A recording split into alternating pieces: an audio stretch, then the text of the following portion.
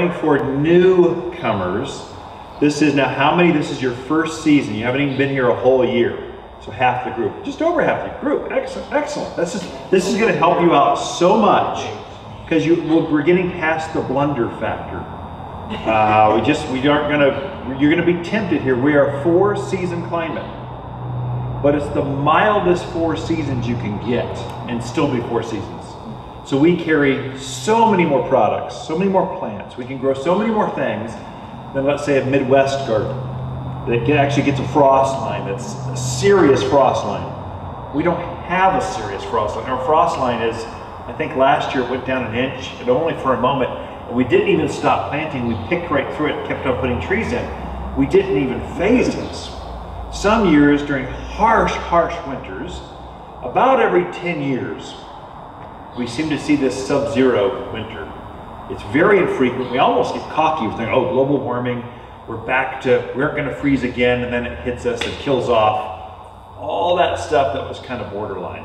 But that's about every 10, 12 years, we'll see that. Then we only get a frost line just a few inches deep, and then it thaws very quickly and we keep going. So you'll be lulled into thinking, oh, the frost date really isn't May 8th. Maybe it's April 8th. So you do want this number, May 8th. That's our last frost date. Those are things as a newcomer you want to know. When do I start putting in my summer gardens? That's what that date is. So things that don't like frost. Summer gardens are going to be tomatoes. Dahlias would be a summer garden thing. Your petunias, geraniums, all of those are May 8th. Now before that, it's going to be glorious. I mean, it's going to be gorgeous. Starting right after Valentine's Day, the days are going to be bright, just like this. Have a light layer on, we'll take it off because we'll get too hot, the nights will be very cold. It's a nighttime temperature that gets plants though. That's what you want to watch. This is get you past that last nighttime temperature is now safe enough. Even then, I've seen it snow on Mother's Day. So this is a 100-year average. What that means, a 100-year average, May 8th, is that 50 of those years, the last frost was the end of April. The other 50, it was the middle of May. But if we blend those two dates together, we get May 8th. So it's never truly, you just want to be on your guard when you look at that. So welcome folks, come on in. While we're covering frost dates, we might as well go with the first frost date, which is October 29th. Okay, so this 100-year average, 29th. So again, that's what the averages are. So I've not seen frost in my own gardens. Probably the higher elevations, the highland pines, the copper basins, maybe has seen some very quick flash frost, but if it had a tree over it, didn't matter. It protected it. So, but just be aware that at any moment we can have our first frost upturn like this, and it'll just be cold at night, and then it will be beautiful during the day. That's why we live here. It's just nice all the time. But it can be at night, can affect your plants that are living outdoors in the gardens. So those two dates you definitely want to have as a newcomer. The other thing that gets you is that we really have, how many seasons? We're going into winter. Okay, this is when the evergreens really look good. This is when your foundational plants really shine. Already my sumacs have no foliage on them. They're complete. They're the first to announce that autumn is here. They've been in color for a month and a half, a long time. So now they've dropped. There'll be this progression. The very last tree to turn color will be your Bradford pears or ornamental pears or fruity pears as far as that goes. Typically, they're a red tree. The last tree to turn red, they're just barely starting to show some color. Basically by that first week in December or so, they're kind of done. That's when the end of autumn really is, we're done. The last tree, that's the last thing to lose its foliage. At that point, anything else, it's already bare. So you're starting to see aspens are kind of wrapping things up. They're almost done, depending on the elevation that you're at. And then we get into winter. Then it would be, I have a season I call early spring. Early spring is going to be pretty much March and April, till our first frost date. You can grow a lot of things that most folks cannot grow here because the days are so nice, but it's still kind of, it's nice, but there's still some frost. This is when things like lettuce love to grow. Early spring. Most folks don't start that until close to the frost date. But here, the flavor comes out of your broccoli, cauliflower, lettuce, spinach, Brussels sprouts, all the things that are early season like the cool, the flavor comes out with our kind of growing. So we have a 2 months, 2.5 months, maybe 3, of just these cool season crops is what they're defined as. Sweet peas, all do well. Thank you, Kevin. So I've got my notes. If you give me your email address, I'll make sure these notes are emailed to you. So you have this, and it goes over a lot of this. We're zone 6B. 6B, USDA zone 6B. Actually, the USDA, the way they do that, it's a little deceiving. They take the last 30 years and they average them and they come up with a temperature range. Well, in the past, we've always been at 6B as in boy. They've just moved us to zone 7. Yeah, that's 7. It's 7, yeah. Actually, we flirt strongly with zone 8. I've got some zone 8 plants that grow in my gardens. Very dicey, but some of you are up Prescott Valley, Dewey, Humboldt. Some of you are down towards Kirkland, Skull Valley. If you're listening from those lower elevations, Cottonwood, Camp Verde, Clarkdale, those folks, they're zone 8. So it just depends on the elevation that you're at. Also, I noticed in my own gardens, it's just my gardens, but I'm a gardener like you all. So this is some things I've noticed is that depending on where my garden is, where the plant is, the zone can change. Just because you have a yard does not mean that the entire yard is a zone 6 or 7 or 8. You can have a zone 8. I've got a zone 8 on my patio in a container, but because there's so much block pavers, I've got some containers. I'm growing zone 8 plants here, and they've been there for several years in a container, of all things. You'd think that'd be more exposed. It's growing really well because it's got some radiant heat that's right there where the sun is. It just stays warmer. Some of my best gardens, I can really grow really incredible herbs. Lots of herbs. Like I have a huge herb. I love fresh herbs. My mouth's watering thinking about fresh herbs. I walk to the greenhouses at lunchtime, snacking on herbs. My east exposure. It's got right down. I've got a classic 2-story house, very steep lot, dugout basement. Vistas. I'm overlooking the Dells. It's a view lot. It's really pretty. But to build there, you had to actually dug out the basement. So it's just you got to go down to these steps to get to the back. There, the steps, I have my herb garden. It's on the east side, right next to the driveway. We just go from there, step down, and it is a welcoming garden. It just says, I'm so glad you've come. Please come here. We've got big pots of rosemaries. We've got welcome signs. We like to throw backyard parties. It's very welcoming. Those gardens are spectacular because it gets some reflective heat off that wall. Big stucco, sterile wall. Wanted to soften that up so it didn't look so thick. And so I used herbs there. And it's right there where the javelina are thick. Rabbits are thick. So in the front yard, I have to be really careful what I plant because they'll rip me a new one, basically. I'll plant something, javelina will pick them right up. The backyard's all fenced for the dogs. And so they naturally keep things in check. There, I mainly battle pack rats because I'm in this chaparral area where you get some oak and manzanita. This is where the pack rats kind of hang out in bowls, the field mice. That's what I battle in the backyard. The dogs just can't seem to keep them in check enough. So there I've got a trap line. I just have 3 rat traps, always set by the hot tub, by the built-in grill, and by where I store the furniture pads.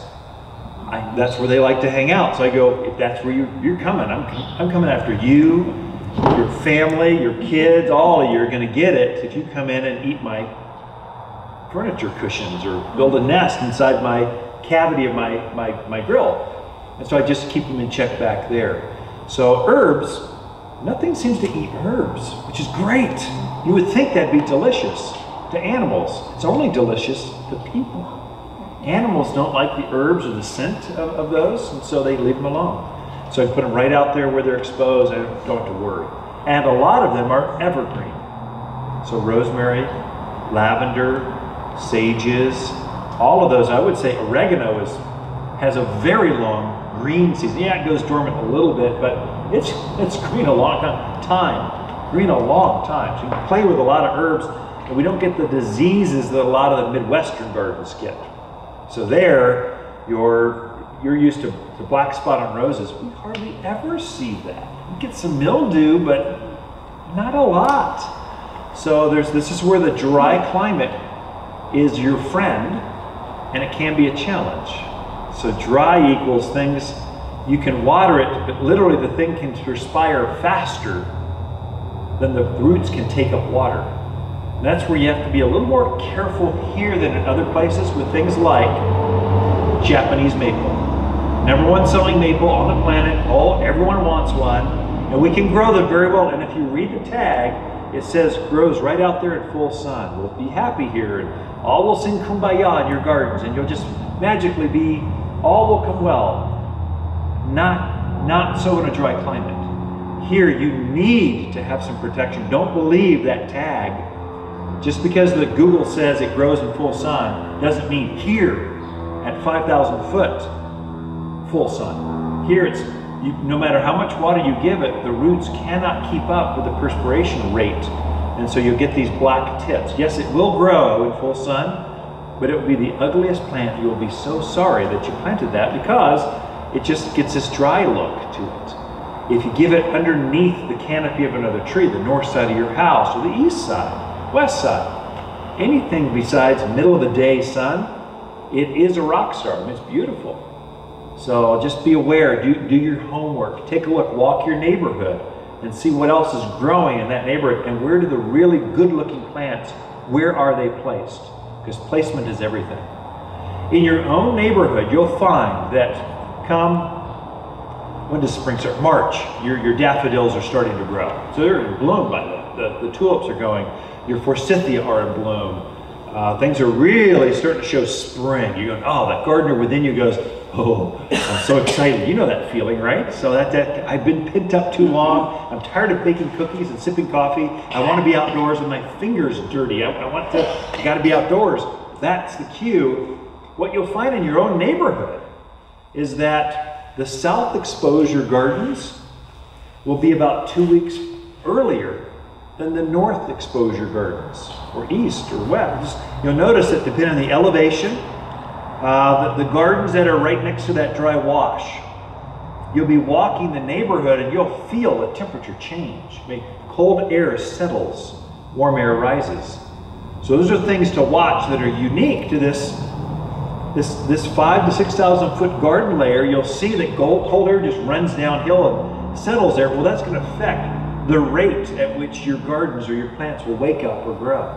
And some folks will be calling and going, I don't know, I think it died. I'm going, just hold, wait for it, wait, and it will come back. So those are things to kind of put on your newcomers' radar, going, oh, it's okay, I've been walking the neighborhood, mine are only up this tall, but my neighbor's daffodils are already blooming. Why?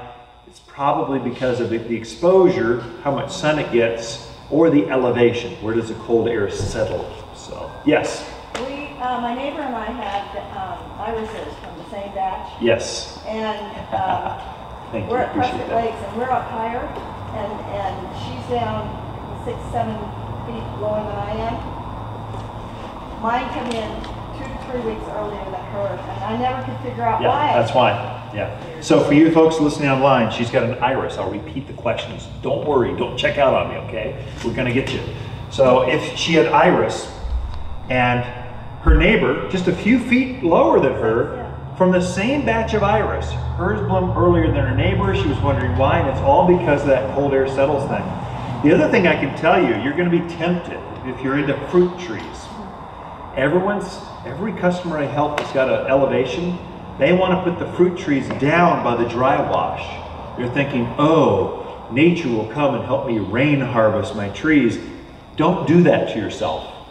put your fruit trees uphill. Put them next to the house, put them by the lawn, put them by where they get more sun, where they see the eastern sun, where it warms up quickly. Down where that dry wash is, that's where all the cold air settles, and that's where the frost is going to take your blossoms, or those new fruits that just set.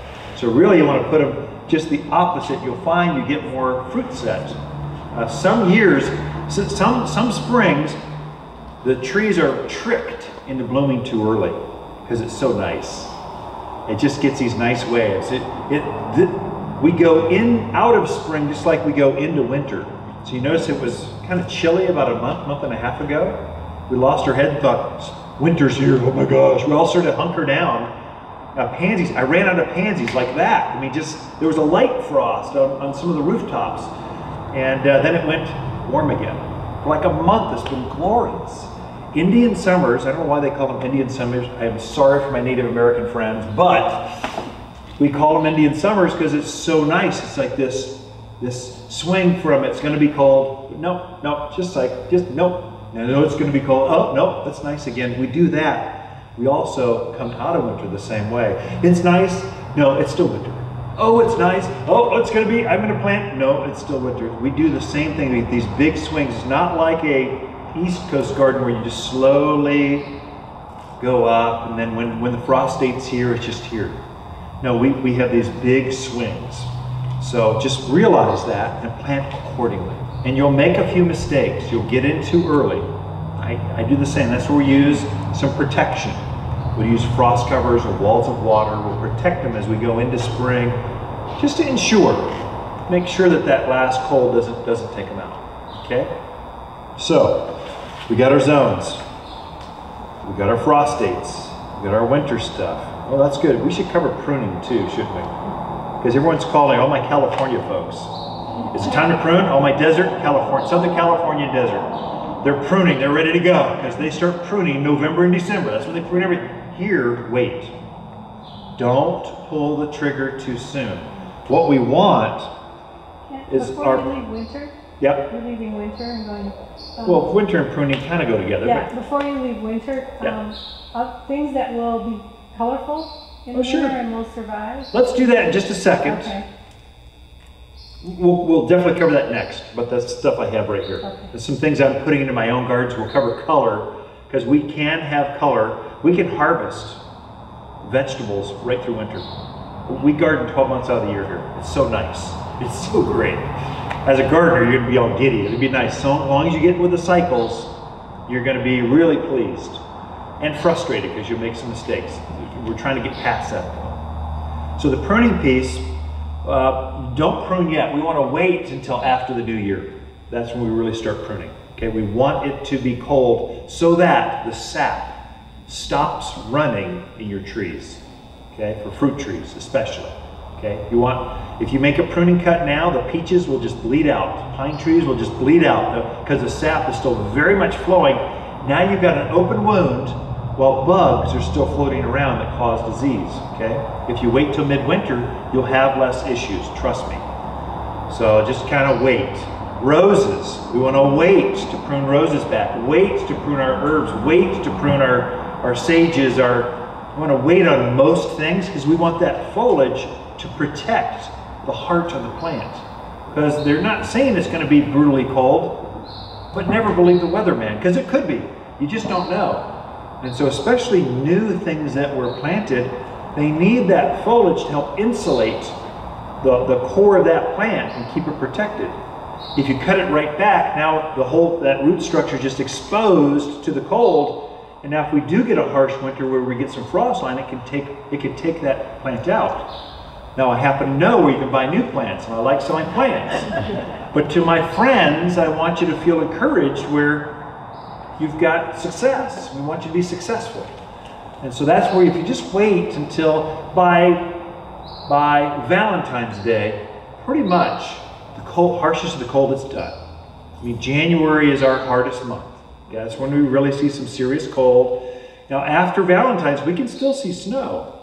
We're not talking about weather patterns. We're talking about deep freezes. You're not going to have a deep freeze after Valentine's. In fact, it gets really nice. We can still have another 2 feet of snow at that point, but it's a heavy, wet, almost an insulative snow. It's not this bitter, bite through you, I don't want to go outside kind of cold. There you want to leave that foliage intact to help protect it through that coldest spot. And that's really important for your zone 7, 8 plants. This is critical. I would say for things like dahlias you mentioned. Or if you've got a new Russian, not Russian sage, you can't kill those are a weed. Let's go autumn sage or Salvia gregii, that one with the red flowers that hummingbirds love so much. That is a very borderline plant. It's also one of the #1 selling plants here at the nursery. They're in every neighborhood, every yard should have one, but if it's brand new and you cut it back before the new year, and then we get a harsh cold, it will die. It just will. If it's older and mature and it's got this big root structure, there it's a little more forgiving, but if it's new, I'm just trying to help you where you're just more likely to make a mistake in your favor instead of the plant's dying in favor. That makes sense? So just kind of wait. So generally, most of our pruning's done February, March. That's most of it. I leave all my perennials up, and I'll go through with a weed whacker, and I'll just butcher them February and March. I'll have the seed going every place. They'll spread that way. But I'm leaving a lot of my perennials up because I'm a bird gardener. I love attracting or wooing the birds into my gardens. I leave the gaillardias, the echinaceas, I leave the things that produce seeds. I leave those up so that they've got a food source through winter. So I'm purposely not deadheading right now my gaillardias, my echinacea, so that they go into seed, so I've got more seed heads showing through midwinter. So it's to help the birds, purely to help the birds. Okay? Does that help you with pruning? I've got a whole class on nothing but pruning at the first of the year, so we'll go into deep details, and pretty much what I'm doing is, about the time I'm pruning all the test gardens and the landscape here at the nursery, I might as well have you all look in and walk with me while I prune it. So we'll have a class in January on pruning, when it's the right time to prune. But this helps cover, because it's every day, it's like every other question. Can I prune yet? Can I prune yet? Can I prune yet? No, you can't prune yet! So wait, hold until you're ready, okay? So I should leave my gaillardias Leave them up, yeah. The birds will love you for it, especially little finches, sparrows, goldfinch, that kind of stuff. They love that. You'll find your finches will there'll be 30 of them all over this gaillardia, picking the seeds up, and then they'll all fly up. It's a mesmerizing thing to watch. It's beautiful. I plant autumn sedums, that real tall sedum that's starting to show some red color. I plant those in my gardens. I like the perennial, I like the flower, I like the hardiness, the low water use of autumn sedums, but the main reason I plant them is for the birds. Because very early on in spring, the foliage comes up and they use it as a food source. You'll see, again, 30 of them land on this autumn joy sedum, pecking away at the foliage. They make it look terrible for a bit, and then they all fly off. But it's one of the few food and water sources they have in that part of winter when they're so desperate. It makes them very happy. And then they get done, other things are coming up, and the sedums start coming out, and all is well. So I'm patient, but I'm looking to attract my birds, and I do not feed birds. I don't have a feeder out. All my neighbors do, but I don't. I just have natural cover, natural plants, and I leave some of the grapes at the back of the yard. I leave it for the birds. Some of the blackberries I leave for the birds. I have certain things for them because they like them, and so I plant for them. I do have water in my yard. I've got a big, beautiful pond. It's got waterfalls, and it's pretty spectacular. I mean, it's over the top. It's what you would think a garden center owner's backyard should look like. But I designed this pond for the birds. So the waterfall has flat spaces where they can kind of get to it easy, and so the quail and the dove are thick. I mean, the birds can be so bad sometimes, you got to walk through the yard like this just so they don't hit you in the face. Come on, out of the way. I mean, they're thick. They're so noisy that they're obnoxious some seasons when the males are courting in the spring. And I'm noticing a fascinating thing since I've become a bird gardener. We are on the migratory path. And so you'll see some freaky weird birds for a moment. They're just here resting. They camp out for a few days, a week.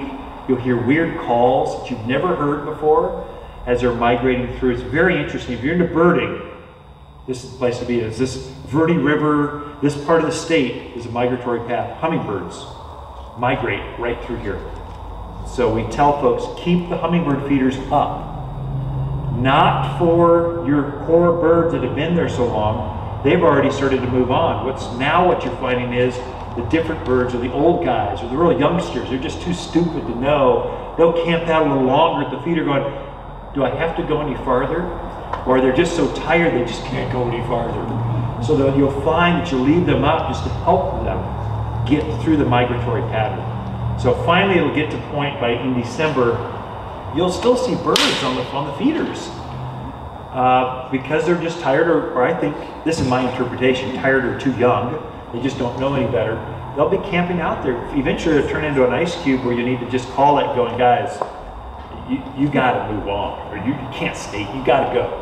Go to the desert at least. So have fun with the birds. Okay, pretty stuff. We're right in that transition. I think of fall as my decorator season. This is when the plants start to look a little tired. Things that have been in for a while. There is a season for every plant. So for annuals, it's typically during the growing season. So you start in May and it goes till October 29th. This is our regular growing season, okay? So be things like petunias, geraniums, marigolds, zinnias. The zinnias are looking really tired right now. So I'm thinking they look good, they have a lot of flower, you can take some cuttings on them. I love growing zinnias just because it's a beautiful bouquet. You cut them, bring them in the house. I love my dahlias because you float them in water and they're just gorgeous. They're just beautiful, but you're down to hours left. Literally, it could go tonight. They could be gone because the frost will just take them. This is when you're early spring and late winter. There's some things you can plant now that will give you color right through the winter, basically. And so what I've been doing is actively managing. If they don't look good, or if they're looking a little diseased, or I just am tired of you, I'm taking you out and I'm calling it early. I dug out a beautiful firecracker plant. It's this big around, it's glorious. I said, I know you're gonna be gone in a couple days. And I dug him right out of my container and I opened it up for some pansies and some colored stuff. Because I know, as a gardener, I'm not going to be happy looking out at just nothing but dead leaves and sticks. I need something, not the same color I've had all season, all growing season, but I need something to inspire as I walk into my front door. I need something that inspires the back patios of firing up the fireplace. I need something that as I look out that front window, sipping coffee, watching the snowfall, I can look at my pansies going, I'm so happy it's snowing, I'm just giddy.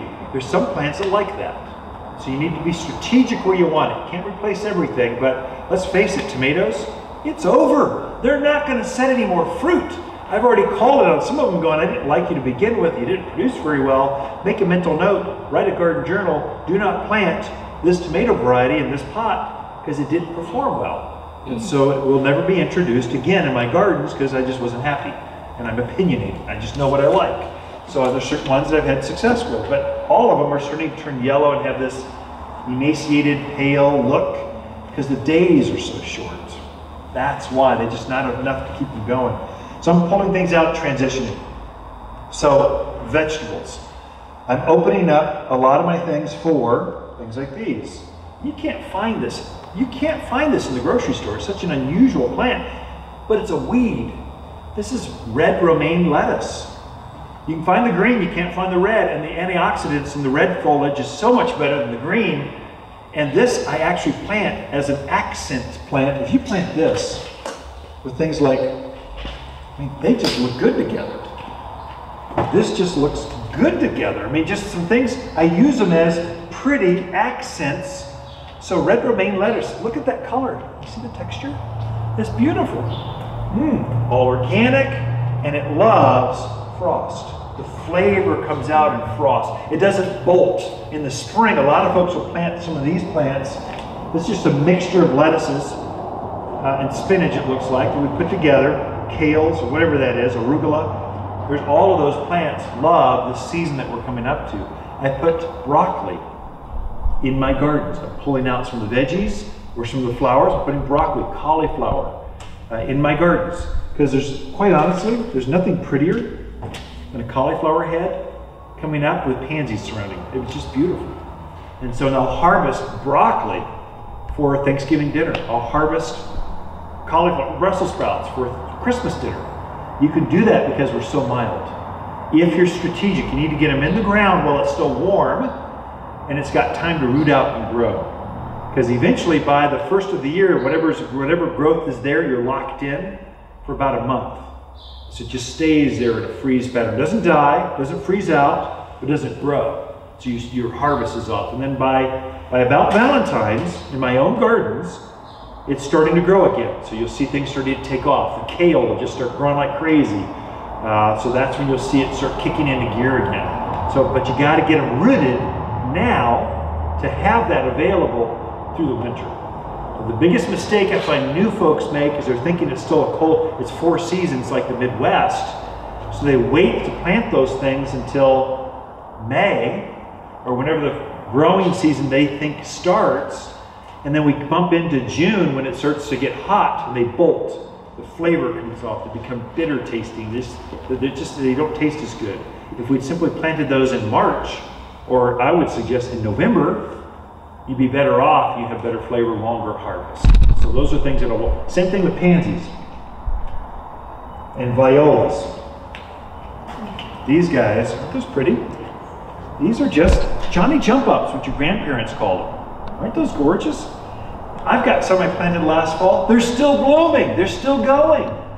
They aren't dying. I actually get disappointed. I want to plant some things and they're still, for $1.99 I can have more of these and they just won't die. It's just, these are great little plants that what you'll find is these guys do great in the full sun right now because they'll bloom like crazy. But the ones that summer over with you will be the ones that have some protection of shade. They have a little bit of shade to them. Those are the ones that kind of kept with me. The ones that were exposed in full sun that June, I don't know how many were here in June. It went from like, yeah, good. It went from pretty nice to, oh my gosh, it's so hot, like that. It went from 89 degrees to 105, like that. Now that was unusual.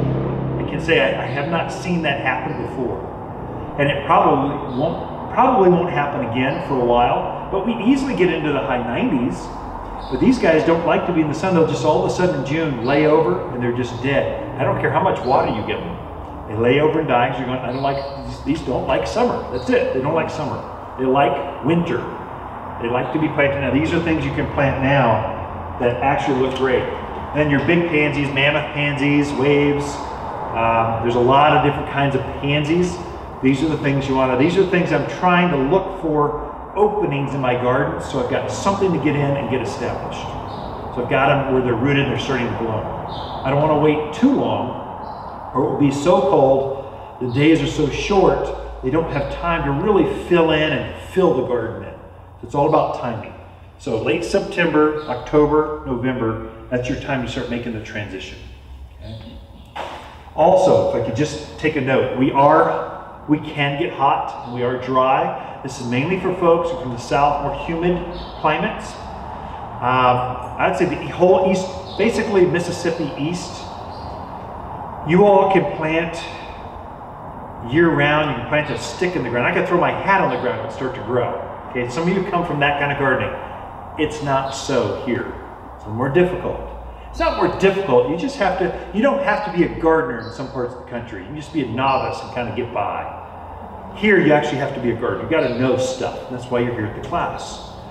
Here you want to work with the seasons. Before, in other parts where it's more humid, you don't have to work as hard. Here you got to be more, I think it's mistake factor. You just have to be more honed in to the right stuff. Not exact, but you have to be close.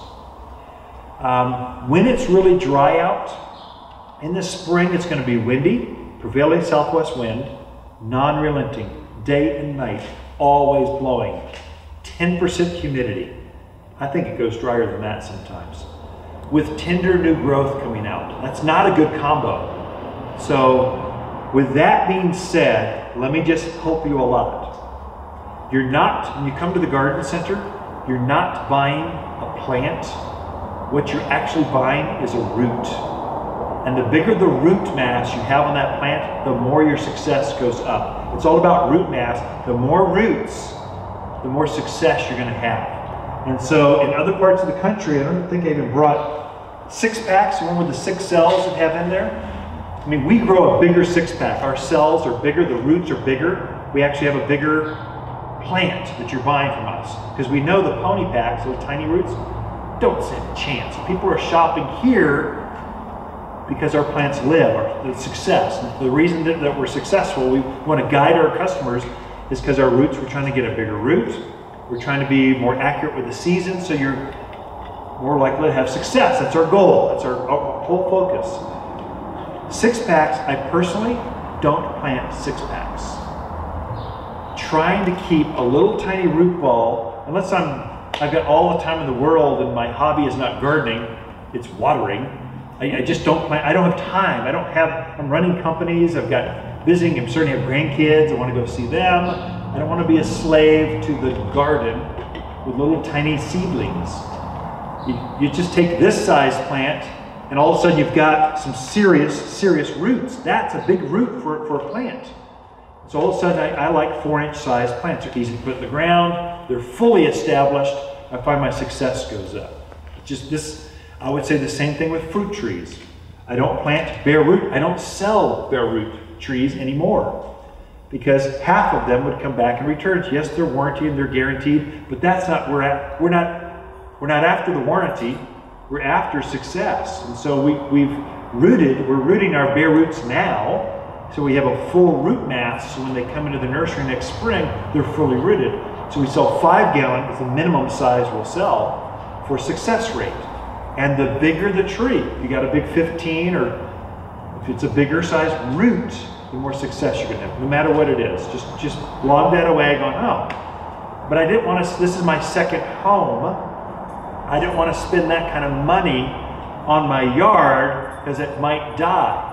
Well, guaranteed, if you put a little 1 gallon forsythia or lilac or burning bush, whatever your season is, you put a little one thing and you leave for a month and come back, or you're taking that cruise around the world for a month and you come back, it's going to be dead. You'd be better off into the 5 gallon. The deeper and bigger the roots, more the success. We see that with the return pattern here at the garden center. The little things come back are warranted, the big things don't come back. Just log that away and experiment with it, try it, and just watch that. It's because of the dryness that we have. This arid climate dries things out faster, and the roots can take up the water, and so you'll see that play out in plants. Question. You don't believe, do you? Yes, I do, actually. And I just bought a tree with a huge root ball, and a friend told me I wasn't going to be successful. It's a desert willow. Yeah. Because it was too big a tree, and yeah. Get new friends. Yeah, new friends. Now, I have a question, because my backyard faces north. Yes. And I have a bed next to my house I'd like to be planting stuff in, but my experience with pansies is they need a certain amount of sun. And of course there they'll get, overhead, but not... What time is it, Ken? It's 10 after. My watch doesn't work. Oh, really? It's 10 after. 10 after, good. Maybe we can...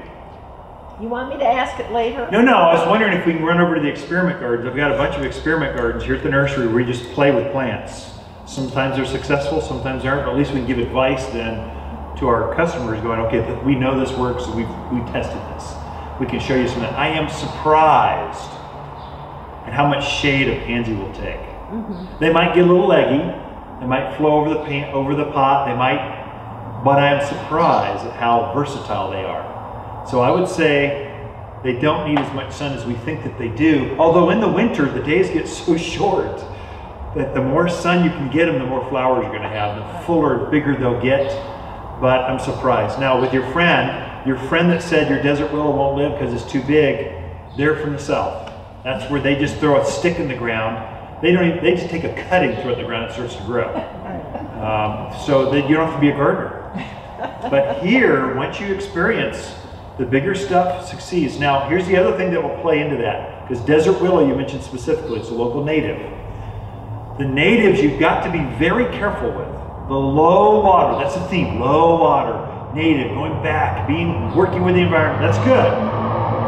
But if you're from other areas, you like East Coast or cottage gardens, or you're from, you just where you're like watering, be careful. Some of this native stuff in our heavy clay soil, we've got very thick, heavy clay soil, you will overwater things. You're more prone to overwatering than you are to underwatering.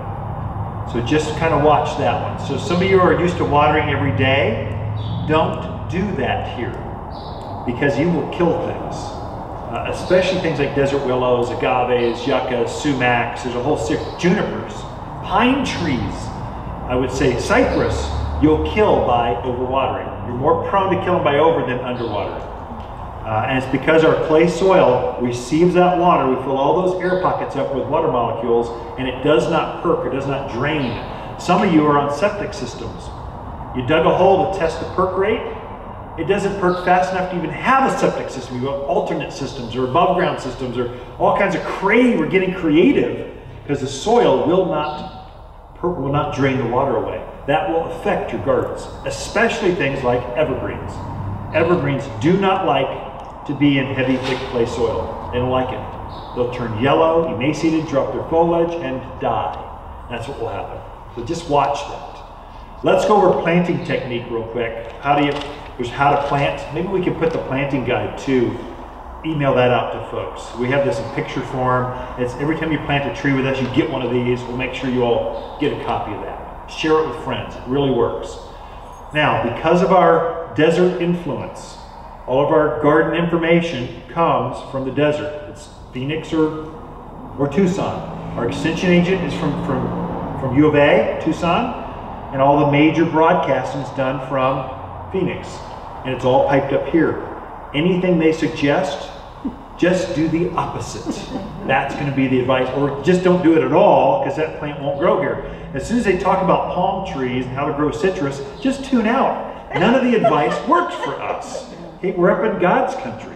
Why would we live 5 miles from the sun? It's 100 degrees out at midnight. Why would you do that to yourself? So here we're up, and where it's milder, nicer. Here we also don't have any soil. So basically, you all are dealing with dead soil. The backhoe came in, they scraped off a little bit of topsoil that you did have, the mycorrhizals, the fungi, the beneficials that actually are actively working in the soil. They scraped all that off and scooped it off to the side because they don't want your footers and your driveways on that stuff. They're building your house, and so they decimate the yard. There might be a tree left when they get done, probably not. So you're left with this subsoil that has nothing in it. There's no beneficial thing in it. So you're gonna have to recreate that topsoil experience for your plants. You're gonna have to reintroduce organics. That's what brings in the worms. That's what brings in the mycorrhizal colonies that cause rooting of plants. If you don't do that, you'll put a plant in the ground and it won't die, but it won't live. It just sits there. 3 years later, it's almost mocking you, going, I defy to grow. I will not grow here. It's because it's there in dead soil. There's nothing beneficial for it there. So you need to actually rebuild that soil up, and it's not practical to do it over the whole yard. Sometimes you can do it by the raised bed. You just go, I'm going to abandon this, I'm going to make my soil. But if it's in the ground, let's say a new fruit tree or a new pine tree or shade tree, a maple, aspen, there you're going to have to rebuild that soil. So when you do this, what's the biggest plant I have? Let's take this Mediterranean heath. I brought this because it's such an unusual plant. This is an evergreen perennial. It has this nice foliage, ferny looking foliage. You only see them at the garden center when they're in bloom. This is starting to load up with buds. It will start to bloom in February, March. It's a late winter, spring bloomer. But you find them here at the garden center when they're setting buds because they're inspirational. After they're done blooming, that's the time when all the spring stuff starts to take off, the flowering phlox and the other stuff. We're making room for the next pretty thing to come through.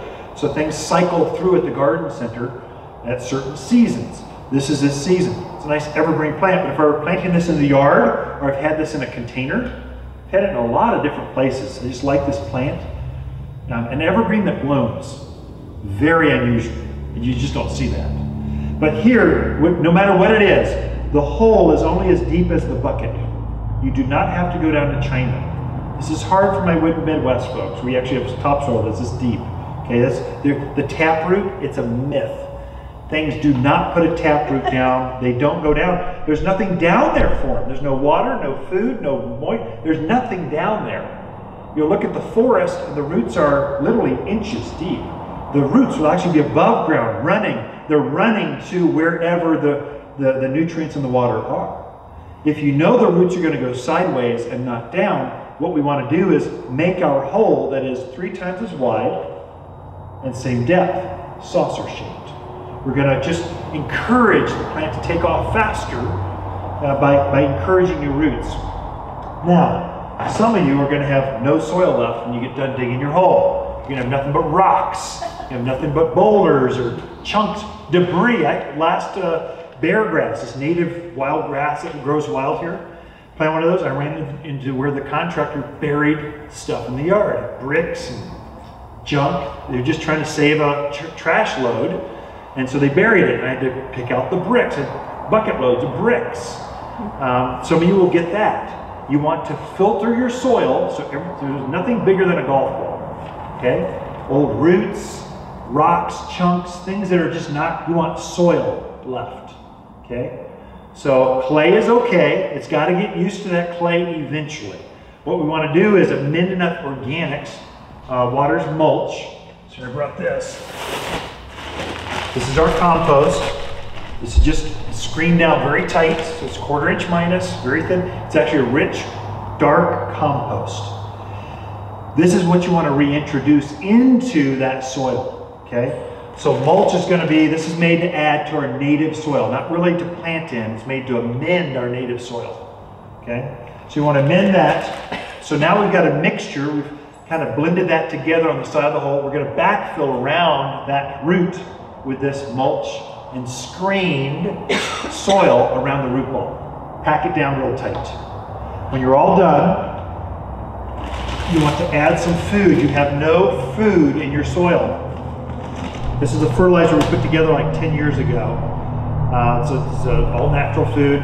I sprinkle some of this around. The great thing about organics is they break down very, very slowly over like a 3-4 month period. So each time you water, it snows, or it rains, it breaks down a little bit. So this will take the nutrients down so it encourages roots, builds up the root mass. The more roots you can get before the month of June, the better off you are. June is our hardest month to grow things. It's just hot and dry, right before the monsoon season's in. So that's you just want to get as much roots as you can before that hits, okay? And when you're all done, I water it in with Root and Grow. It's a liquid rooting hormone. This is for transplant shock. You're going to sever some roots. You're going to break. You're just going to. It's like the only home this plant has ever known is this bucket right here. And when you pull it out, if you just do this, this is like open heart surgery and brain surgery at the same time. This thing goes into shock. So you want something to help stabilize it, encourage it to go, it's going to be okay. I'm the gardener. I'm here to help you. Here, grow, and it will. So this is just a liquid rooting hormone. So I'll use this, and you cut this. So it's 3 tablespoons of the gallon. I'll use this about every other week or so until I see the plant for sure stabilized, and then I'll cut it off of this. And I go, oh, it made it, it's fine. And that's when the fertilizer will kick in. Makes sense? So 3 things. Mulch, you want your food, you want your Root and Grow. Every time you plant. Well, what about my trees? Same 3 things, just bigger hole. What about my perennials? Same 3 things, just smaller hole. What about my annuals? Same 3 things, just even a smaller. It just depends on the plant that you're growing, but you do the same process. If you're into raised beds, that is, you've just abandoned all hope of planting in our garden, which pretty much is what I've done. The entire slope, I went out to Yavapai Block, and they're the ones that manufacture retaining block here, and pavers, and just concrete products. And at the low end of the hill, I just put this nice, beautiful wall that I backfilled with good soil. And so the whole yard is like Babylonian raised gardens everywhere. It's beautiful. It's gorgeous, and I'm successful. Before I was killing off things right and left because my heavy clay soil on the north slope, it's the hardest gardening I've done. I've gardened all over the county. That's the hardest garden in my current house. But now it's successful because I just have these raised beds. Not everything's in a raised bed, but most things in a raised bed, okay? So, do we cover our planting? Trees. Make sure you stake trees. This is important for Prescott Valley, Chino Valley, Paulden. It's windy.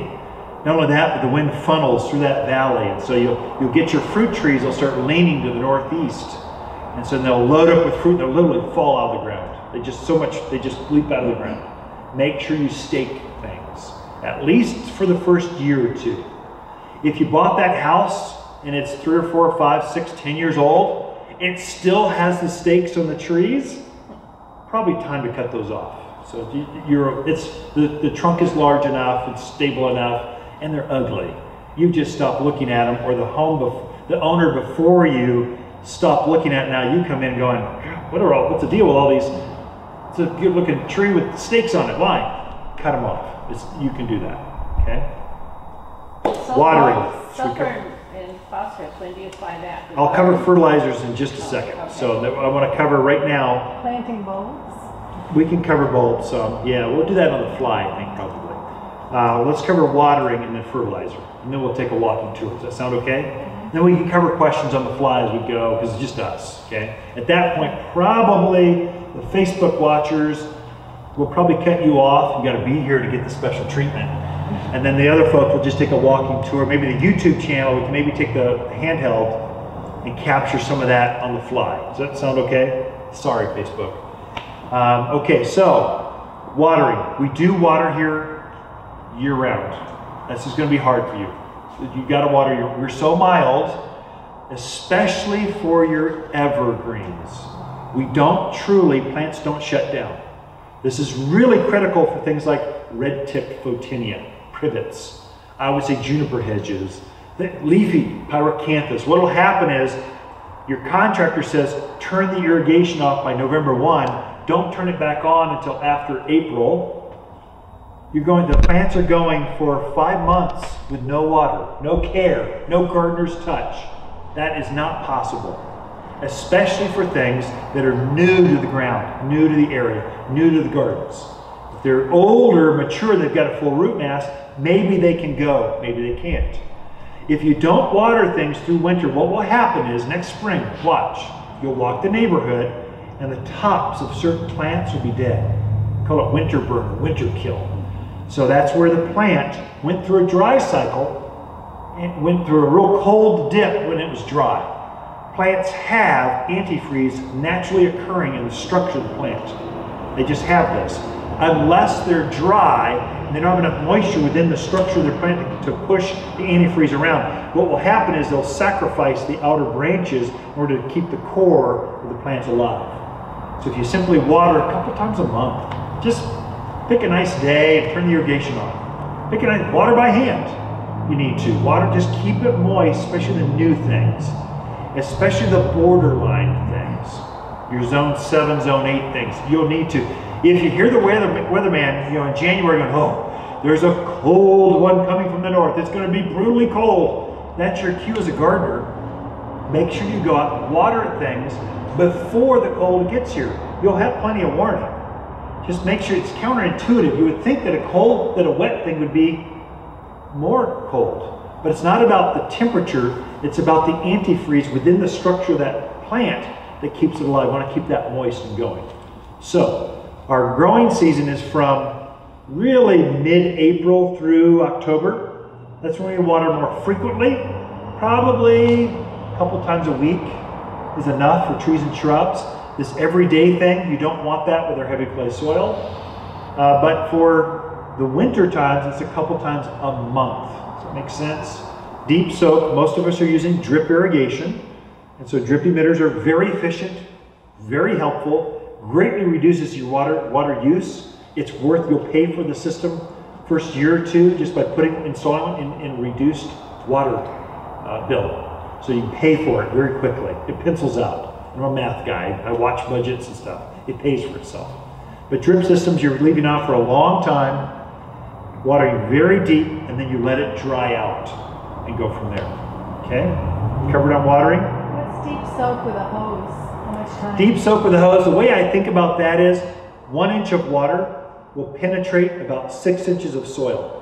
It's a visual way to really get a feel for it. So you want to build your water well so that you can get, this thing's, what is this? A foot deep. So you want a couple inches of water a couple times a month. And snow does not count. Okay, if we're buried alive and you can't get out for a couple days, maybe that's enough snow. But we rarely get a snow. It's real light and it melts off. So 7 inches of snow equals 1 inch of water. Does that help you? Actually, that's about the same, isn't it? If it's called 1 inch of water goes in 6 inches of soil, 1 inch of snow equals 7 inches of snow equals 1 inch. It's about the same. Anyway, I'm just quoting the book to you right now. That's to kind of help you on that. Also, if you're in Prescott Valley, the ranch, you have up by hills, that whole 69 corridor, that's where the caliche layers live. That's where this band of calcium going through, you'll see a gray color going through the, let's say a road cut, you'll see this gray line going through, that's caliche. If you've got that, you've got to peck through it or the soil will not drain. So really watch that. If in doubt, dig your hole, fill it up in the morning. At the end of the day, if the water is still sitting there, you did not dig a planting hole, you dug a bathtub. Plants don't grow in bathtubs. Swamp plants maybe grow a cattail or something, but a tree is not going to grow in there. There you have to dig through that. Whatever that layer is preventing it from perking, from draining. You have to dig it deeper or wider. The advice I can give you, the success that really helped me in my Prescott Valley house, I planted everything on a mound. Everything. I did not plant in a divot. Never plant things in a divot. That's what the desert does. That's what the Phoenix folks tell you to do. That's what the contractor that's coming up here in the summer, just because it's too hot to garden down there, he's now gardening up here, but he'll be gone shortly back down there. He'll tell you plant everything in a divot, in a hole, because it rain harvests. Don't do that to yourself. You'll kill that plant off when the rain comes. You'll be irrigating with your drip irrigation. You'll be hand watering like it was hot. And then some rain will come a couple times that week and all of a sudden the plant will start to be overwatered. This really plays out in heavy clay soil. So there, in my Prescott Valley, it was so hard. The soils were just, you would walk on the soil and you start to grow. The clay would stick to your feet and just kind of, you'd like put on high-heeled shoes like you're on platforms. It's that bad. There I would leave about 2-3 inches of root out of the ground, and I would mound the soil slightly up to that root. So no matter how much moisture I got in the summer, I could guarantee this root to be able to breathe. The roots need oxygen. They give off oxygen to the foliage, but they need oxygen at the bottom. Okay, that'll really help you. Fertilizing, you need to fertilize more often. You'll have to be more regular. There is no food in your soil. That's it. There's no food. There's no food. And stay away from that Miracle-Gro crap. It is not good stuff. It does not grow tomatoes the size of your head. It's the most offensive product as a gardener. It's salt-based. The minerals you already have building up in your bathtub and your sink and that builds up in your soil. Now you're going to add a mineral-based, salt-based fertilizer to go with it. It just compounds. I've stopped selling that stuff. I have too many customers. I'm not going to sell product that does detriment, does harm. Do no harm. I'm not going to do harm. So that was a product. Just tell them. And you're going to be bombarded as gardeners because they got your number. You're going to get seed catalogs and you're going to sponsor the page. You're going to be surrounded. Just stay away from it. And the water-based fertilizers flush through the soil so fast that the plant literally doesn't have time to pick it up. So it's gone before it really starts to become active. It could be okay in raised beds, could be okay in a container garden or something, but even then you'll see this heavy caked white salt build up at the base. You'll just see it. That's because the fertilizer's bad. Don't use Miracle-Gro. We've got water solubles that we've made that aren't salt-based that actually work. I would say use your granular foods, use this stuff, and this is a granular base. It's good for everything in the yard. Fertilize 3 times a year, minimum. By holidays, you're fertilizing at Easter, 4th of July, and Halloween. So you're into your autumn fertilizing now. The reason that you're fertilizing it those 3 times, spring, everything's waking up and they're hungry. If you want nice foliage, it's not yellow. If you want flowers on your plants, you got to fertilize in spring. Whenever you see the daffodils, you'll know spring's here. When you see spring, the crab apples are blooming, the daffodils are blooming, forsythias are out, that's your cue. Oh, Ken said fertilize with something. What is that something? Come get my personal first look. This fertilizer is made, it's made for here, okay? We fertilize at 4th of July because that's about right when the monsoons hit. So the rainy season starts about July sometime. We want fertilizer on right before the rains come. Get a whole other set of flowers on your rose of Sharons, your roses, your desert willows will bloom like crazy if you just give them some food right then. We're fertilizing in fall, I would say the most important feeding of the entire year, because this is the food it uses to store. It's going to use the food now to form next spring's flower buds and leaf buds. So, okay. Now, we should go over some of these. Yeah, that's good. Hey, look at that. Wow, 7.5. Let's start with the 7.5. I'm surprised these are some decent gardens. You all are bringing garden soils. Wow. I'm used to clay and gunk. Oh, this isn't as good as it appears. So here's the Cheryl. This is your food. Cheryl, there you go. So you've got a decent food. Looks like you have a lot of some organics. You've got some oak leaves and that kind of stuff. It's almost like you dug this out from underneath some of the trees and things. It's okay. It's a lot of granite, a lot of soil, a lot of just granite. So what you'll find is you'll probably have some perk, but no food. You have to fertilize a little more often with this food. And your pH is a little high. Now the book says the perfect pH balance is 6.5. 6.5 is the ideal growing, I'm quoting the book. You'll never get that here. You'll never, if you do get your pH down to 6.5, it'll only be for a moment because your water is the enemy. The water is what's very high in pH. The water, and the reason that is, Thumb Butte here in Prescott, that big butte right in the middle of town, that's an old volcano core. The core is left. All the ash cone around that has flushed down and settled in the valleys. And we're now gardening and pulling our water out of that cinder ash base. Ash is very high in pH, very high. And pretty much all the hilltops, from Bill Williams Mountain to San Francisco Peaks, everything is an old volcano core, old extinct volcanoes. So that ash ensures that we have a lot of water because it's very coarse. So we got lots of reserves for water, but it means every time we poke a hole in the ground and pull the water out, it's very alkaline, very high in pH. It's unusual. It's a little bubble here in the Southwest. Everywhere else in the country is very acidic. We're just the opposite. And so you'll see your gardeners, Fine Garden Magazine, HGTV, they're all telling you, oh, you want to make sure this fall you put lime in the garden. Lime will sweeten the soil. Have you heard this? So don't do that to your own gardens. Do that to your friends you don't like. Do it to it'll sterilize our gardens till nothing grows. Don't subject yourself to that though. Here, we're not ever trying to raise the pH. We never have acidic soil, never. Even in the pine trees, you don't have acidic soil. You've got alkaline. And the reason is because of this, we're all dealing with well water, and so the well's coming out of this cinder base, so it's very, very alkaline. And so you'll be lucky. I've seen as high as 9.3 at these when we test these. 9.3 is sterile. Nothing grows. And they're wondering why everything's yellowing and dropping their buds and not flowering and not fruiting. Because the pH, it turns yellow. So here's 7.5. It's okay. If you could get it down to 7, it would be better. But between 7 and 8, if I can get it under 8, I find things will grow. The flowers might not be quite as large.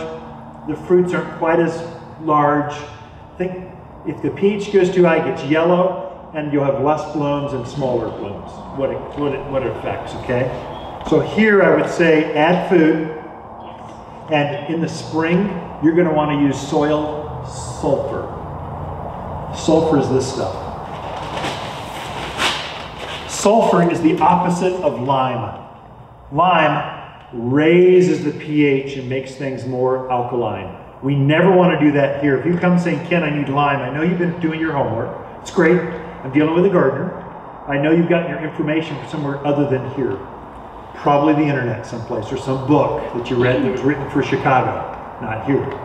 Here we're using sulfur because we know the water, we're trying to counteract the water and lower the pH. This is sulfur. It looks like little discs of sulfur. And so you just sling it out there, over the rock, just sling it out, and slowly, every time it rains, it'll break down, and every time the water hits it, it will make things more acidic. Okay? This will be important for you. Very important. Every spring I put this on I get the biggest bag and I sling it everywhere. Once a year, every spring I put it out there. Okay? The next one's pretty good, Barbara. This is 7.0. Let's see what we got. Again, we've got a theme going. You've got some granite chunks and some clay chunks. You've been amending this though. Where's this from? It's straight out of Prescott soil. Oh, Prescott soil. Prescott to dirt. Their garden soil? Dirt, right, their garden soil. Prescott dirt. So it's a okay base. There's not enough organic in here. In fact, there's very little. Most of the organic that was there is broken down and it's been flushed out. So here's my thought. You're going to need food. That'll be a theme. You'll need food, you'll need food, you'll need food. It looks like it'll hold moisture okay, which is great. But you'll need to probably fertilize and keep adding organics, because if you leave it go for a year or two, it will turn into clay because it's silty. It's a clay-based, silt-based base. So anyway, if you want a great place for foods, Wilby's compost. If you need bulk, you need a dump truck load. He's got a little mini dump truck, holds like 5 yards. He harvests all the racetrack manures and bedding. He takes it, piles it up for years, and then he goes and sells it as garden soil. Wilby's compost, Wilby's. Is that good for raised beds? Yes. I use it quite often for community gardens, that kind of stuff. When I need bulk, it's not ideal. If you're dealing with smaller areas, potting soil is ideal, but it's also the most expensive because the science has been blended. There's recipes, exact recipes of potting soil, of compost. They mix this. This is what our plants are grown in. So for pots, do this. But sometimes you just need quantity, not quality. You just need a bunch of it.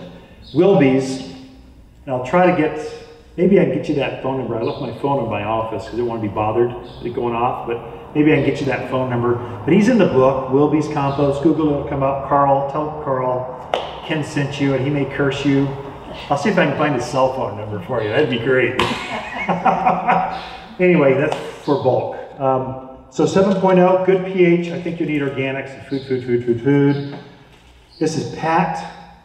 7.0, I'm surprised again. Let me make sure I don't overdo these. Who did I already? Cheryl we already did. So Pat, you've got 7.0, okay, which is good. Let's just take a look at what we got here. Decent garden soil. You've got some organics, some clay chunks. So again, something you're probably going to add organics year after year. And it may be you all want to take a look after the class and look at all the different kinds of soils. I've looked at hundreds of soil types. I probably dealt garden in hundreds of soil types. But this looks rich. Don't let the color fool you. It's not the color, it's the pH. The pH creeps up too high, it'll lock up all the minerals so the plant can't get to it. The nitrogen, phosphorus, potash is there, but because the pH is so high, it can't get to it. The soil won't release it. So 7's pretty good. You get down there. So I'm guessing you've been adding some of this. Tell me about the soil. The prior person had 20 years gardening. Loved the garden. Good. I've inherited and don't know. That's great. You can tell it's been worked in the past. It looks like it's starting. You can't rest on your laurels. I don't know where a compost pile goes, but you have this huge pile that just disappears before your eyes. I had a friend of mine, a pastor, out helping him. He's new to the area. He goes, these pots, they keep emptying out. I don't know what's going on. It's frustrating. I don't like buying soil to fill them up. What's going on? I'm going, Pastor, the plants are using the soil. They actually use the soil. The plants, if they grow, they're using the soil up. So you need to replenish that. And so you need to replenish the soil for extra vigor. In my container gardens, I'm looking to actively dig out some roots to open up some of that pot, because I'm not repotting the entire thing, just portions of them right now. I'm decorating right now. I'm accessorizing with pansies and kales and stuff. So I'm just trying to open it up so I can add some new, fresh potting soil. I'm trying to be a little more aggressive, just so I'm looking for ways to put more soil in. Sometimes the roots allow me to do that, and sometimes they go, nope, you only get this much. And so I'll just put in as much as I can. Freshness in soil, it's a big deal. And what do pine needles do to the pH? Pine needles don't do a single thing. The reason being, you would think pine needles would be acidic, but because they're so waxy, they break down so slowly, they virtually make zero difference in the pH or nutrients. They just sit there. In fact, if they get too thick, they'll create a turtle shell effect where the water actually sheds or runs off of the soil. So a little bit is good, too much is bad. And this is a defensive thing. If you think like a pine tree, what are they trying to do? Right now they're dropping their foliage, their needles. They're purposely doing And I this. think, oh, that'd be a nice blanket for women, but no. A little bit is okay, but a lot not. The reason that the pine trees are doing this, junipers will do the same thing. They're looking to suffocate competition. That's their purpose. So junipers do this. They're looking to bury everything underneath them so they don't have to compete. So this root zone, it's all mine.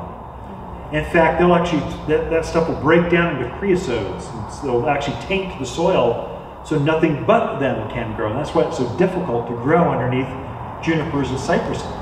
That's the reason. Pine trees, they do it by sheer quantity because the mass, ponderosas mainly, they're just shedding all this foliage. They'll quickly bury things so the seed can't come in and take off. They're looking to mulch underneath their root zone so that only they get, this space is mine. So you need to rake some of that, and it's a fire hazard. So you want to think in those terms. You got lots of pines, you got to think pine fires, so just watch that. I would say chop them up, use them as insulation. As communities start cleaning up for Firewise, I put the call out going, I'll take some here, bring some bags over here to the garden center. I'd love to have some because I'm not in the pines. So I spread out a little layer about this thick and it's great stuff. This thick, not so great. That'll help you. Thanks. I don't turn them into the garden ever. Chunks are too big, they impede my shovel, they won't go through it. It's a pain. And they break down too slowly. You want to compost them first. Now I see I get to talking, I forget where I was at. I have Willie's number. Oh, you do? Can you share it? Yeah.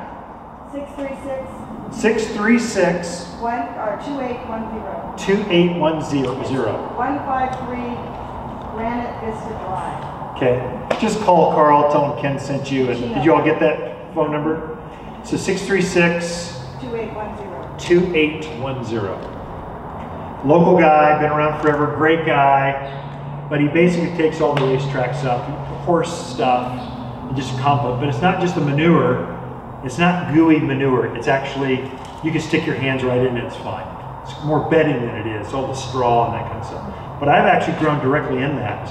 It's not ideal, but I've done it directly. What I do personally, I'll take Carl's stuff and I'll fill up most of the bed with it. At that top layer, I'll fill it with potting soil. Just so I've got the grower's mix.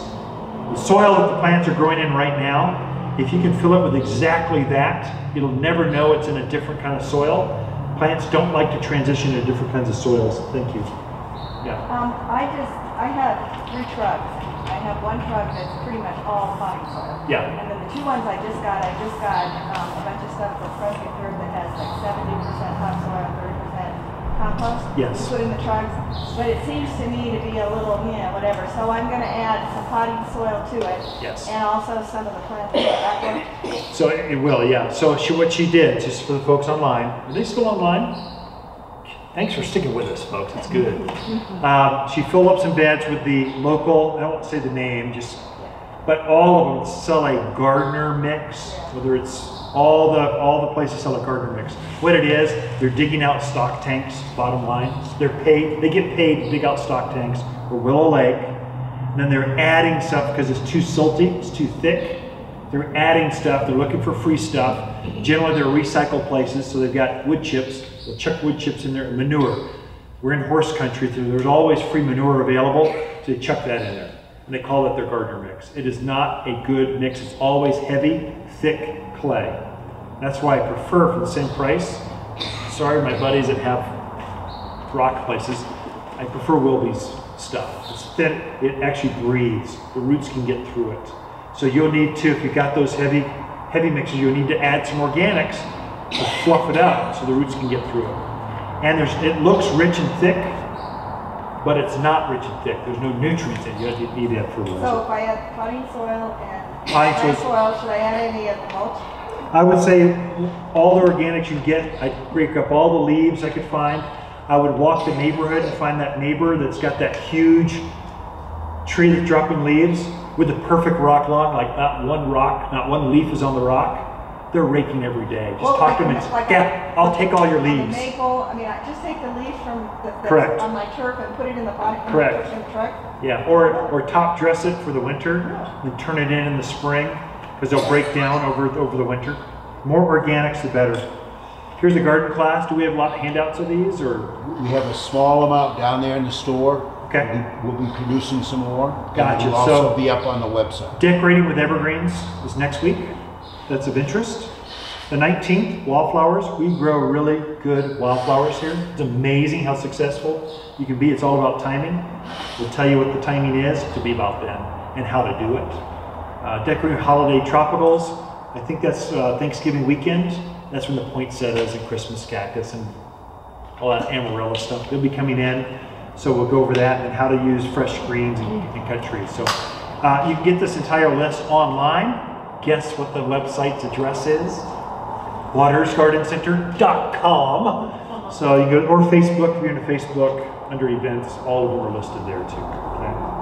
So, did we get all the tests? Kathy's, I think. Kathy, sorry, I keep derailing. Thank you. So again, this is mainly clay. Need more organic. So you can see the chunks actually coming through, and they're hard chunks. That's the wild. Really hard chunks. That's the wild part of ours on top of the Yeah. front side on top of it. And it's been left wild, and I'm changing it into a native Xerox. Excellent. Xeriscape? Wildflowers? Yeah. So how much do I mend that? Because some people have said don't Okay. mend it or don't feed it. Well, I just fed everything with your food. All-purpose which food. has been, I'm doing for 2 years, and everything is fabulous. Good. Say it again. We need a testimonial after this. Oh, Good. unbelievable. But I did the native, all the native plants. Yep. Is it okay to feed them to somebody? By seed? You did it by seed? I did that. Okay, good. Okay, gotcha. Fertilized. So this is a native, this is a wild, you can tell it's just a natural soil. It's actually topsoil. You can see this has got living, breathing stuff in it, which is great. It's mostly rocks. That sort of holds the rocks Yeah, together. of course. So she wants to do wildflowers in this native virgin soil. It's just not been worked before, which is great. So here, come to the wildflower class. We'll go over all the details of this. They should thrive in this kind of soil. What you want to do is, we'll go into real quick details, open up some space so you can see some more of the soil, less rocks. Put your seed down and top dress it with some organics. This mulch, water's mulch, is screened down tight enough and the seed will come right through it. So your challenge is going to be the birds. You'll put seed down, and what you're doing is putting the world's most expensive bird seed down. So you want to hide the seed from the birds so they get time enough to get into this soil. Your pH looks good. I would say if you're planting some non-native stuff, you'll need to amend it. There's not enough organics in it. But for wildflowers, you're fine. Okay? This pH looks pretty good. The fertilizer, we actually put sulfur in our fertilizer because we know that you all are going to struggle with your pH. We just know that because you're locals. We made this for locals. We put the pH to help you lower it. It's just not a lot. It's only like 3 or 4% sulfur. If you're in the spring, I put a lot more. Okay? Any last question to do a quick walking tour for those of you that want to go. Otherwise, you're released. How are we doing? Yes. Yeah. Coming from California, when we planted, we made all little. Yes. What do we do to remedy that? You're committed, or you're committed. I mean, that's just the way you got to go. If it's brand new, I mean, if it hasn't rooted out, I would say if you could take it, kind of lift it up and shove some potting soil or something, just some filler underneath. Fine. If it's already rooted, you're committed. So just watch your watering. What will happen is we've got 2 wet cycles. and the wet cycles are what will take the plant out. It'll be July and August is wet. We had a lot of rain, July and August. It's a monsoons. We also get the exact same thing in March. Only there it's heavy wet snow, typically. So that this heavy blanket of snow will slowly melt, and over 3-4 weeks, the roots will rot. So you have to watch your root rot is what you're trying to combat. And it's the water, those are the 2 months that keep an eye on things, those 2 months. And every new thing, make sure it's at or slightly above soil level. Don't plant in divots. Okay, so we can put the bag in the holes now? Yeah, Oh, yeah, you can do that. I would say don't now. Okay, with that being said, I don't want you to make a mistake. Yeah. Divot, you've got a tree coming out. Right. Don't fill that up and have dirt hit the trunk. We don't want to do that because there's some bacterial things, some crown rot that'll happen that it's not good. So you want that, the top of the root always wants to breathe and the trunk always wants to breathe. Don't bury it or you'll have some issues. So you're either going to take a shovel and try to lift it because it hasn't quite rooted yet and just put in some filler underneath so you can get it up to level, or you're just going to enjoy it the way it is, and pray over it, play music, do all that gardener stuff, and it'll probably, maybe will be okay. Okay, just don't want, it's such a common curse. It's because Phoenix tells us to do it this way, or landscapers say this is the way to do it, and they don't necessarily the sharpest tool in the bottom of the drawer. Sometimes they know, sometimes they don't know. Okay, last questions? Okay, I'm going to take a moment. Oh, wait a minute. Before you do that, you can go ahead and clap. Yeah. Not sure if it would do well. Looks like it wintered over last year and really has done well. So bring more of these in spring and try to start loading up on successful plant. Go for it. Good evergreen, perennial, shrubby thing for here. Okay. Here I put in junipers. Just because we put this new pad in for the cars, I don't want them driving right on through. I just wanted to define, go to here, and then this is the garden. So I just raised it up and put this Wichita blue juniper. It's going to fill in and make this nice accent right here. Okay. Over here, what do we have that's interesting? A couple interesting things. Magnolias. We don't grow southern magnolias here. There is a hardy variety of evergreen magnolia that'll grow here. We got that in the spring, really summer and fall we'll have that. This is the deciduous variety. It does exceptionally well. In fact, you can see it starting to have buds right now. That'll bloom next March, April. I like magnolias because they keep their buds, inspiration for spring, and then they'll flush out and they're just covered in flowers, and then they'll finally set their foliage. It's good, it's only got leaves on it for another week or so and then it'll drop. But magnolias will do well. This is a chase tree. Someone had mentioned they planted a desert willow. This would be a companion plant to desert willow. It's a native drought hardy. This is the old spent flower. All summer it's had these blue spikes covered, but it's going to get tall. This will get up to 10 feet tall. I just wanted to define this property from that property and that car. I don't want to look in the garden and see a car, but I'll see plants and bloom. That's what I want. We did that. And then lastly, what else? Agaves and yuccas. This is brake light yucca. One thing to watch as new folks, your gardeners, if you have gardeners coming in to help you, they're going to want to cut this down like grass. Don't let them make that blunder. I've seen that too. I cringe every time I see it. It's so common in spring. They'll cut it back. Cut the spent flower off, but leave the foliage. Even though it turns purple in different colors in winter, it will green right back up next spring. But if they cut it back, it'll take years for it to come back and be full again. Don't let them make that mistake, and don't make the mistake yourself. But really, it seems like these mow and blow guys come in and they just whack everything and then move on, and you're sitting there going, oh my gosh. This is century plant or agave. We grow a lot of agaves here. We don't grow the blue agave. I wish. That one they make tequila out of, it gets massive. We don't grow that one. It's too cold. But this one, artichoke, There's Utah Gensis. There's several varieties that we'll sell here throughout the year. This is the one that puts on that flower that grows like a foot a day. Gets like 10, 15 feet tall. That's the one. And it does actually bloom, they say once every century. Nah, it's really every 15, 20 years. It'll just put on this flower. It's a treat, it's a delight when we actually see this plant take off. That's a youngster, obviously. Anyway, there's hundreds of plants here, all of them in experiment form.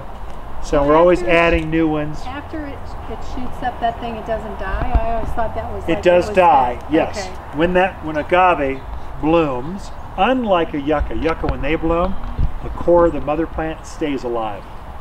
Agaves, when the mother plant blooms, it dies. But they've sent out little... But they'll have pups underneath. And naturally, the way they grow in wild, that flower will grow up, it'll fall over, the seed will now be 15 feet over here, and that's just how it spreads, by pups and by seed. It's a natural way to plants. Also, when you fertilize these, the way natives work, they're growing to bring water to the heart of the plant. When you fertilize, be careful because it'll bring all the fertilizer to the heart of the plant. You're going to be real careful not to put any fertilizer here where it all ends up right in the heart of the plant. You can burn the heart out. You want to be real careful to put it around the edges of these hardcore natives. I would say fertilize your natives, especially pine trees, because there's a bark beetle, there's an ips beetle, and there's a scale that gets on some of the, keep those things healthy. I know they've been going there for hundreds of years by themselves, but that was before the subdivision went in your house. All of a sudden now they're more dependent on you than ever. Just kind of watch that one and be really sensitive to watch that they stay healthy. Look for sap coming out of the trunk. Look for spots on the needles. Those are all scales, those are all issues. Come talk to us if you see that. I won't tell you all that, but just be aware. Gardener, good garden. Okay? Thanks you all.